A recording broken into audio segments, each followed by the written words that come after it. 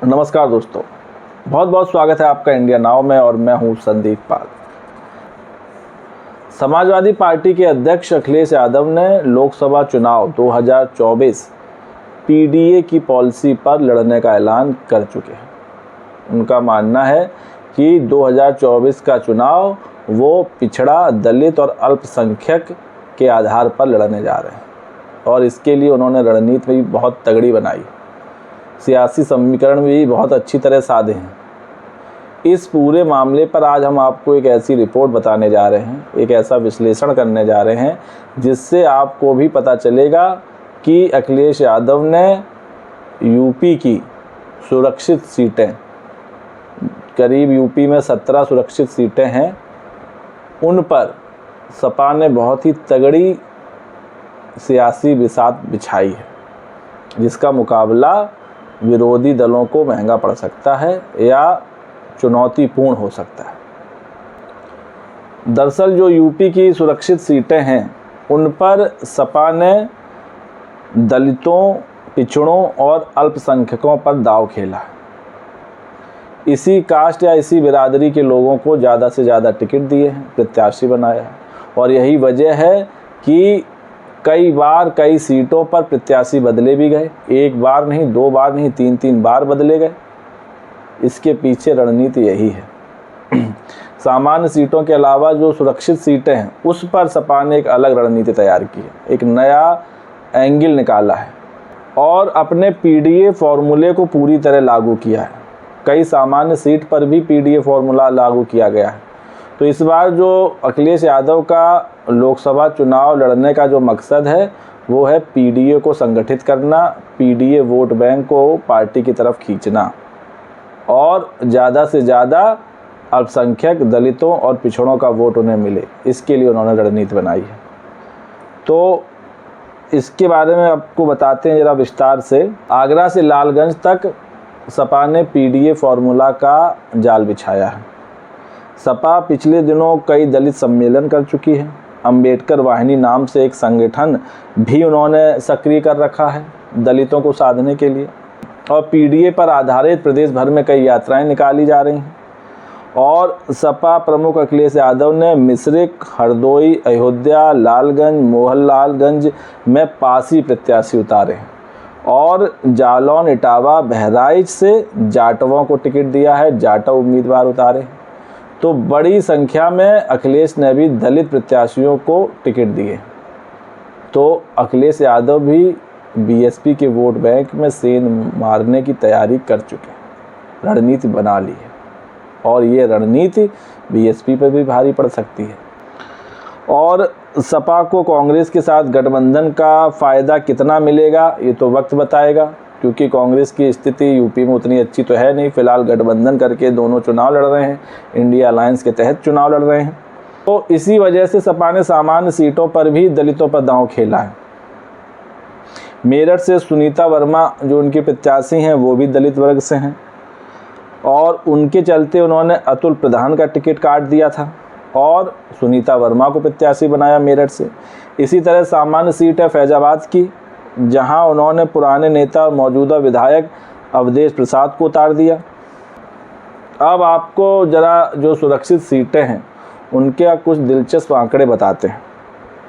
दरअसल जब मोदी लहर थी पूरे देश में 2014 में, तब भाजपा ने यूपी की सभी सुरक्षित 17 सीटें हथिया ली थीं, जीत ली थीं एक तरफा। मोदी लहर में सभी सुरक्षित सीटों पर बीजेपी की प्रचंड जीत हुई थी।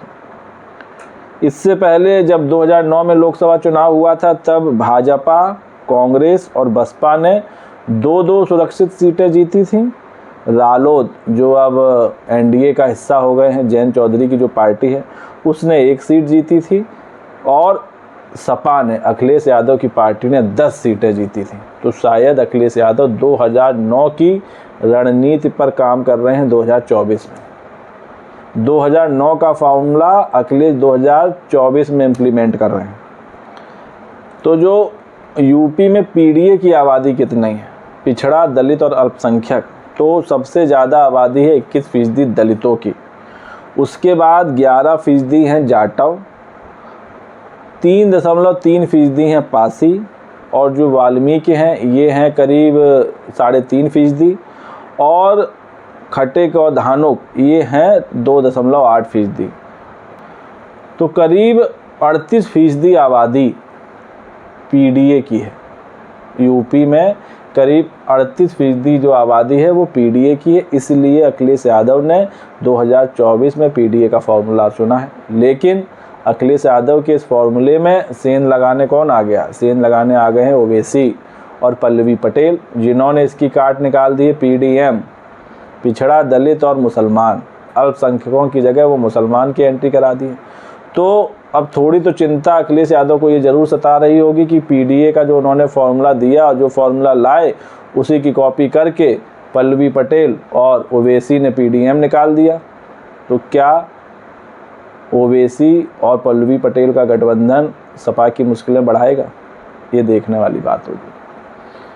वहीं अगर अब तक सुरक्षित सीटों पर उतारे गए प्रत्याशियों की बात करें, किस पार्टी ने किस प्रत्याशी को कहां से उतारा है, तो जो आगरा की लोकसभा सीट है सुरक्षित, वहां पर बीजेपी ने सांसद, जो मौजूदा सांसद अभी भी हैं, एसपी सिंह बघेल पर दांव खेला है, और सपा ने सुरेश चंद कदम को उतारा है।